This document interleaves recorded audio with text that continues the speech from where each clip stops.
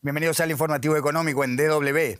El presidente estadounidense Donald Trump ha impuesto desde este lunes un bloqueo parcial a los puertos iraníes en el estrecho de Hormuz después del fracaso de las negociaciones de alto el fuego durante el pasado fin de semana.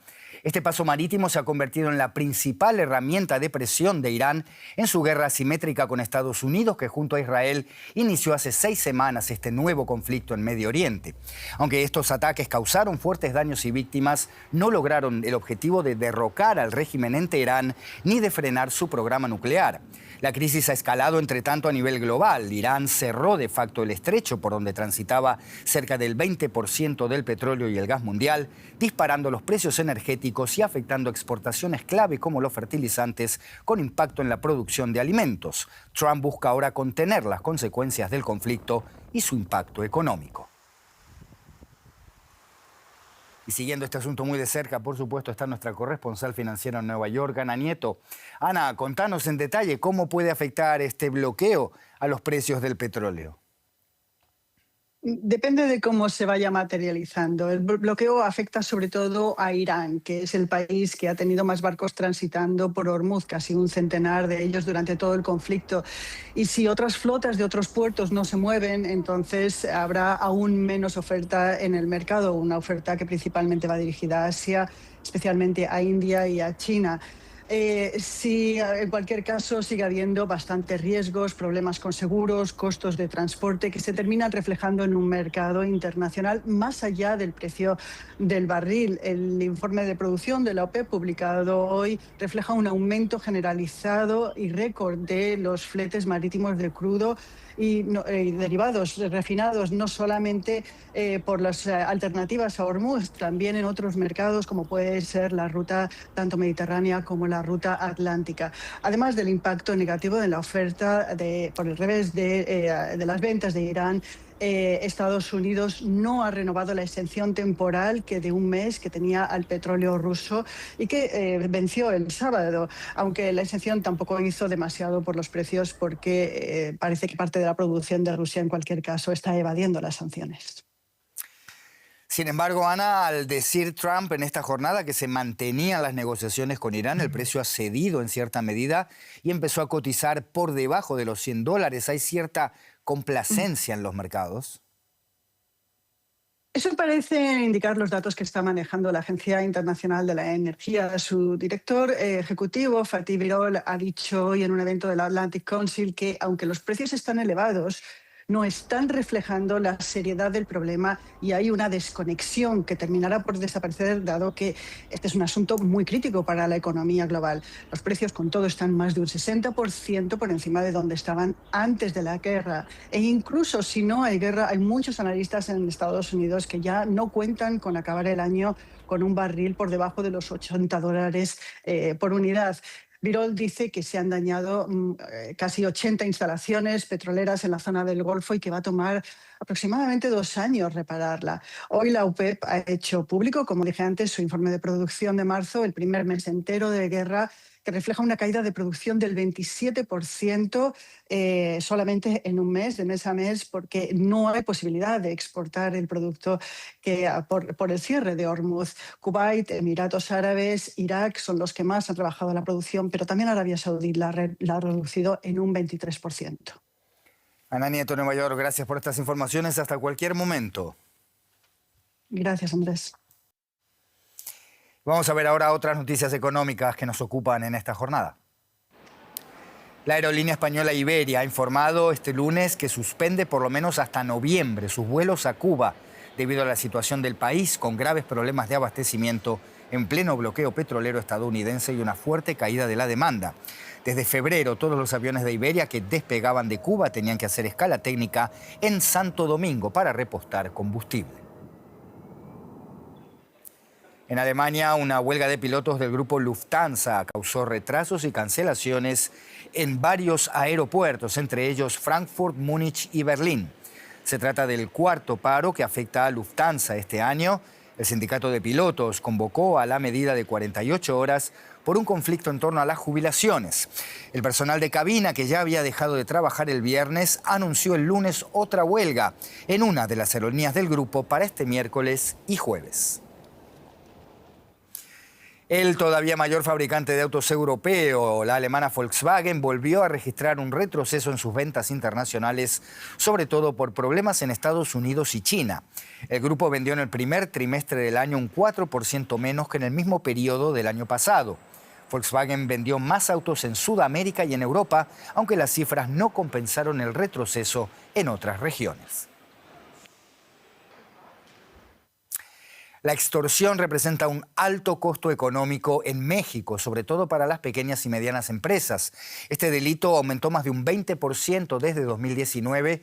Es uno de los pocos que no se ha logrado reducir durante el gobierno de Claudia Sheinbaum.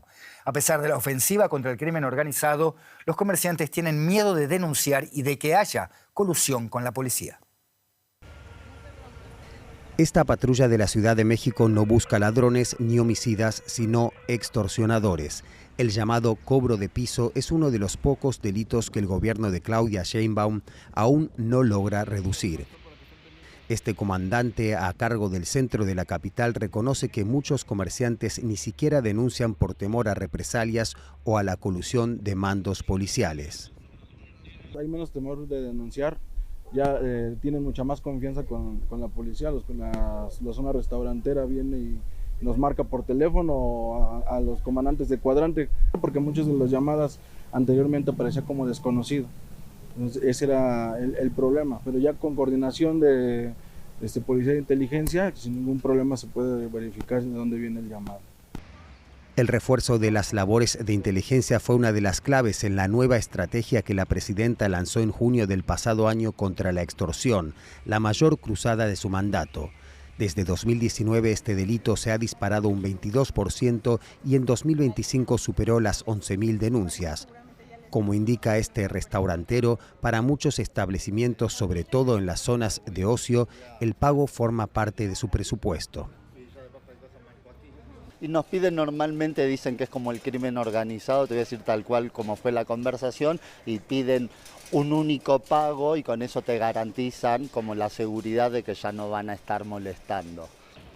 Unos 400.000 pequeños negocios son víctimas de extorsión en México y aseguran que pierden más de un tercio de sus ingresos en estos cobros, según cálculos de varias cámaras de comercio. Muchos tienen que cerrar, como la tienda de textiles de este pequeño vendedor que llevaba más de 90 años en el centro histórico de la capital. Al comienzo le pidieron 500 y luego $2.000 mensuales, más del doble de sus ganancias. La amenaza ya fue mucho más fuerte, entonces ya me pedían cerca de 40,000 pesos semanales, cosa que no lo podía pagar, ni los 10,000 ni los 40,000. El temor que tenemos en que nos hagan algo o nos enciendan el negocio o nos asalten o que alguno de los familiares o un empleado sufra algo, pues no es vida. La estrategia de Sheinbaum también incrementa las cámaras de seguridad y botones de pánico para una atención más rápida de un delito difícil de perseguir. Otra de las medidas es sancionarlo con penas de hasta 42 años de cárcel. Eso puede inhibir a los delincuentes, pero se mantiene la complejidad para interceptar a los autores, sobre todo por llamadas telefónicas. Por eso tan solo un tercio de las denuncias llegan a judicializarse, como indica el experto en seguridad Javier Oliva.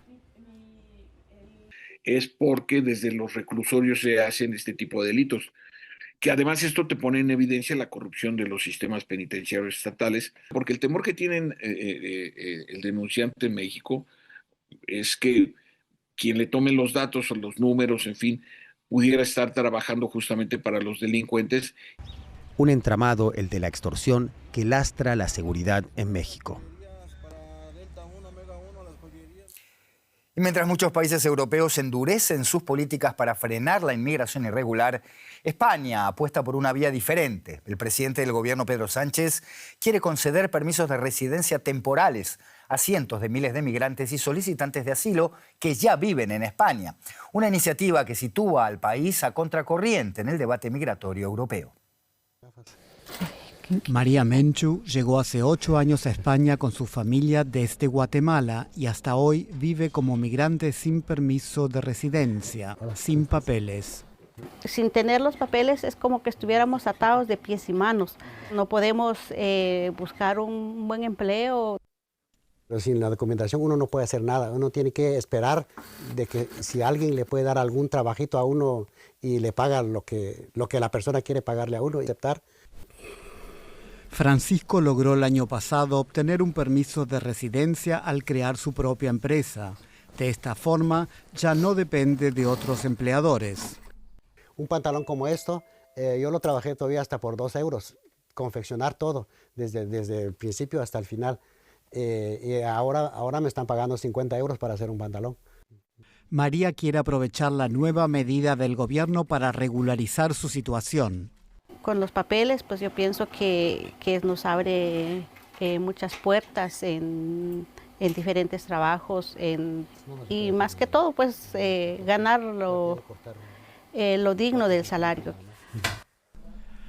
Un futuro más prometedor para las familias y mayores ingresos fiscales para el país. La llegada de migrantes, sobre todo desde Latinoamérica, ha contribuido en los últimos años al crecimiento económico de España. El gobierno busca mantener este impulso y además confía en que los jóvenes migrantes y sus hijos ayuden a equilibrar el envejecimiento de la población, respondiendo a la demanda de mano de obra legal en el país. Estas fueron las noticias económicas en Deutsche Welle. Todos estos contenidos están en nuestras redes sociales y esperamos sus comentarios. Ahí las críticas constructivas siempre son muy bienvenidas. Hasta aquí, el tiempo de la economía. Hay mucho más en Deutsche Welle. Nos vemos la próxima.